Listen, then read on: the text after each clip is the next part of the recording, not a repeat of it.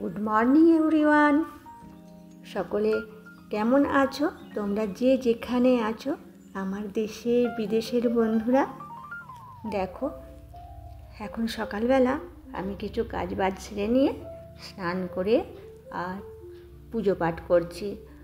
ঠাকুরকে আমার স্নান করানো, ফুল দেয়া সব কিছু হয়ে গেছে।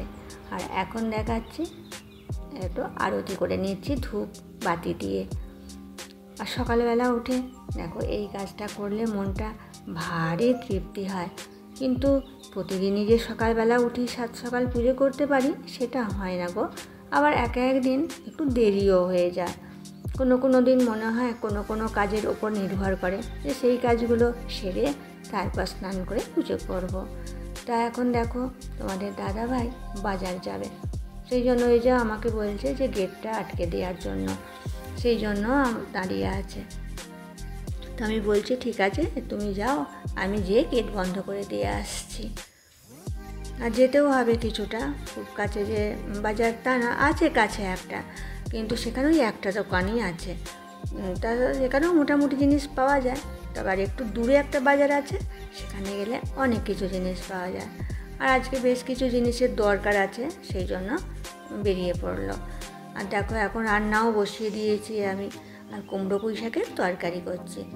মিষ্টি কুমড়ো দিয়ে পুঁই শাকের এই তরকারিটা আর একদিন করেছিলাম গো, এত সুন্দর হয়েছিল না, মানে বাড়িতে ওদের দাদা ভাই বা আমরা সবাই খুব ভালো লেগেছিল খেতে। সেই জন্য আজকে আবারও একবার কুমড়ো পুঁই শাকের তরকারিটাই করছি। আর এখন পুঁই শাকগুলো এত সুন্দর, এই ডাঁটাগুলো নরম তুলতুলে একবারে সিদ্ধ করে নিয়েছি, বেশ ভালো হয়েছে তরকারিটা। আর পটল ভর্তা করে নিয়েছি এই যে, আর আছে মাছের ঝাল। আজকে এটুকুই রান্না করেছি। আর জানো তো রান্না করতে করতে এই যে বাসন কোসন তো হয়েই যায়, তাই ওই রান্না করার সময় কিছু বাসন আমি ধুয়ে নিই হাত ফাঁকা হলে। তাতে কি হয়, একসঙ্গে অনেক বাসন জমে না। আর অনেকগুলো বাসন হয়ে গেলে তখন সেই অনেকক্ষণ ধরে ধুতেও কষ্ট হয়। তাই যখন যেমন বাসন জমে তখন ওই একটা দুটো করে আমি ধুয়ে নিই, তাতে বেশ সুবিধা হয়। তারপর তো আমাদের রান্নাবান্নার পর এই কাজটা তো থেকেই যায় সবাইয়েরই, এই গ্যাস ওভেন মোছা পরিষ্কার করা সব কিছুই। তা সেই জন্য পরিষ্কার করে নিচ্ছি। রান্নাঘর যত গোছাতে পারবে ততই সুন্দর লাগবে। আর রান্নাঘরে ঢুকতেও ভালো লাগবে, দেখতে ভালো লাগবে। একদিন তাকগুলো গোছাতে হবে, তাকটা এখনও গোছানো হয়নি।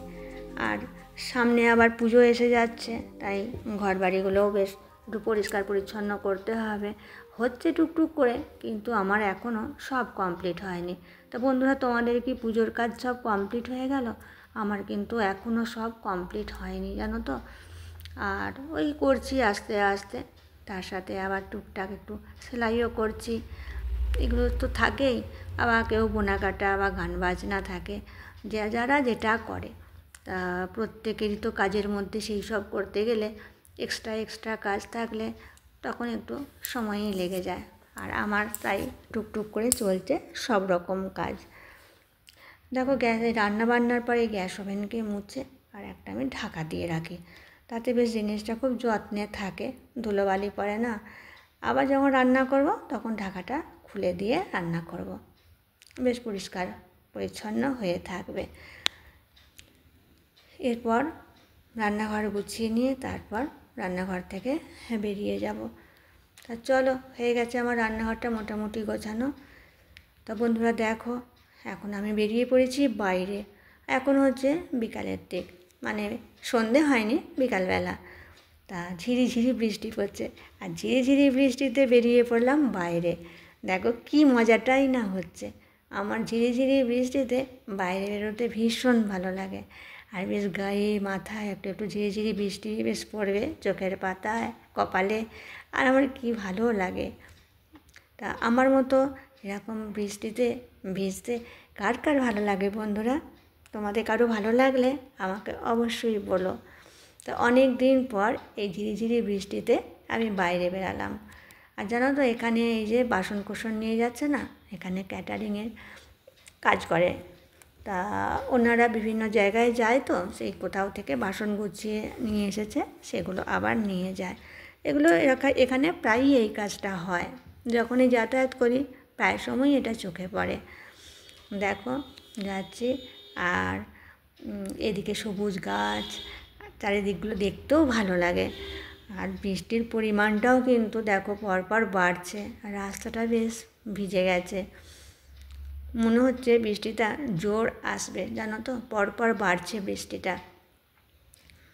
তা বৃষ্টির মধ্যে যেতেও আমার ভীষণই ভালো লাগছে। এই দেখো ঝমঝম করে নেমে গেছে, এইটুকুর মধ্যেই জোর বৃষ্টি নেমে গেছে। এখন না, আর আগাবো না, জানো তো, এবার যদি যাই আরও দূর হয়ে যাবে আর আমি ভিজে যাব। তা আমি এখন যাচ্ছি, দেখো গাড়ি যাচ্ছে, ওপর দিকেও গাড়ি যায়, দূরপাল্লার গাড়ি, আবার নিচে দিকেও গাড়ি যায়। আর দেখো আমার কাছে একটা ছাতা আছে, কিন্তু ছাতা থাকলেও না, ছাতায় মনে হচ্ছে এই জল বাগ মানবে না, তাই আমাকে এবার ফিরে যেতে হবে। এখানে একটু দাঁড়িয়ে দেখে নিই, তারপর ফিরে যাব। প্রচুর বৃষ্টি নেমে গেছে, এই দেখো আমি ঘুরে পড়লাম। এই দেখো না, বাড়ি ফিরে যাচ্ছি এবার, কারণ এবার গেলে আমি বাড়ি ফিরতে পারবো না এত বৃষ্টিতে। এতেই মনে হচ্ছে আমি ভিজে যাব। আমার মানে চুড়িদার পরে আছি, আমার চুড়িদারের নিচে পোর্শন সব ভিজে গেছে, সেই জন্য আমি এখন ফিরে যাচ্ছি। দূরটা পুরো অন্ধকার লাগছে, দেখো বন্ধুরা, খুব মজা হচ্ছে, আমি খুব মজা পাচ্ছি জলে ভিজতে ভিজতে। তারপর আমি বাড়ি চলে এসেছি, আর এগোইনি বন্ধুরা। বাড়ি চলে এসে তারপর জামা কাপড় চেঞ্জ করে নিলাম, তারপর সন্ধেবেলা সন্ধে দিলাম, তারপর আমার একটু সেলাই ছিল, সেলাই করলাম। তারপরে দেখো এখন খাবার তৈরি করতে চলে এসেছি, আর এখন বাজছে রাত্রির 10টা। তা দেখলাম আটা মেখে রেখেছিলাম, আর সেগুলো বেলে নিলাম চটচট করে, আর বেলে নিয়ে এখন রুটিটা সেঁকে নিচ্ছি।